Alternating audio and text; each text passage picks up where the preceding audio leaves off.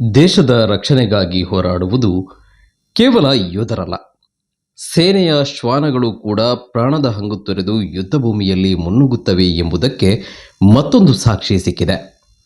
ಜಮ್ಮು ಮತ್ತು ಕಾಶ್ಮೀರದ ಕಿಶ್ತ್ವಾರ್ನಲ್ಲಿ ನಡೆದ ಎನ್ಕೌಂಟರ್ನಲ್ಲಿ ಸೇನೆಯ ಶ್ವಾನ ಟೈಸನ್ ತೋರಿದ ಪರಾಕ್ರಮದಿಂದ 3 ಕುಖ್ಯಾತ ಜೈಷ ಉಗ್ರರನ್ನ ಸೆದೆಬಡಿಯಲಾಗಿದೆ.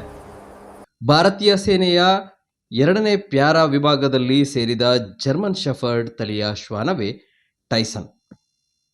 ಕಿಶ್ತ್ವಾರ್ನ ಚಾತ್ರು ಪ್ರದೇಶದ ದುರ್ಗಮ ಕಣಿವೆಯಲ್ಲಿ ಉಗ್ರರು ಅಡಗಿರುವ ಖಚಿತ ಮಾಹಿತಿ ಮೇರೆಗೆ ಸೇನೆ ಕಾರ್ಯಾಚರಣೆ ನಡೆಸಿತ್ತು.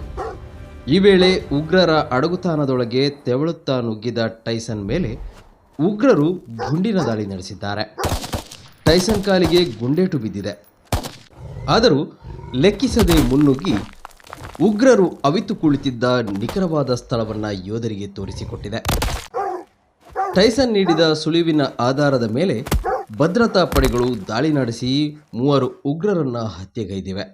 ಈ ಕಾರ್ಯಾಚರಣೆಯಲ್ಲಿ ಹತ್ಯೆಯಾದವರಲ್ಲಿ ಜೈಷ್ ಎ ಮೊಹಮ್ಮದ್ ಸಂಘಟನೆಯ ಮೋಸ್ಟ್ ವಾಂಟೆಡ್ ಉಗ್ರ ಸೈಫುಲ್ಲಾ ಕೂಡ ಒಬ್ಬ.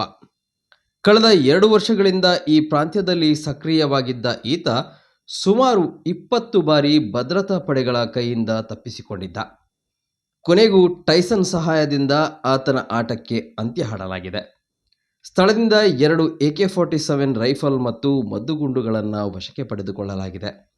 ಕಾರ್ಯಾಚರಣೆಯಲ್ಲಿ ಕಾಲಿಗೆ ಗುಂಡೇಟು ಬಿದ್ದು ಗಾಯಗೊಂಡಿರುವ ಟೈಸನ್ ಅನ್ನು ತಕ್ಷಣವೇ ಹೆಲಿಕಾಪ್ಟರ್ ಮೂಲಕ ಏರ್ಲಿಫ್ಟ್ ಮಾಡಿ ಆಸ್ಪತ್ರೆಗೆ ದಾಖಲಿಸಲಾಗಿದೆ. ಸದ್ಯ ಟೈಸನ್ ಚಿಕಿತ್ಸೆ ಪಡೆಯುತ್ತಿದ್ದು ಪ್ರಾಣಾಪಾಯದಿಂದ ಪಾರಾಗಿದೆ.